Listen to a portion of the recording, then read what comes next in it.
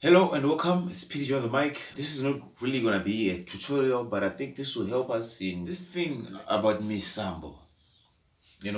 When it comes to Sungura, I think there are a lot of different types of Sunguras that we have.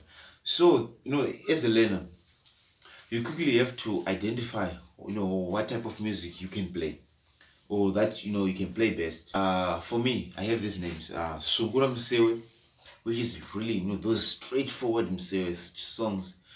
You can even hear the groove is just Kabaskoro straight away. And then we have trade, you know Chinyakari's type of music. I think a lot of artists cover that type of music. From Dembo, it did cover trade.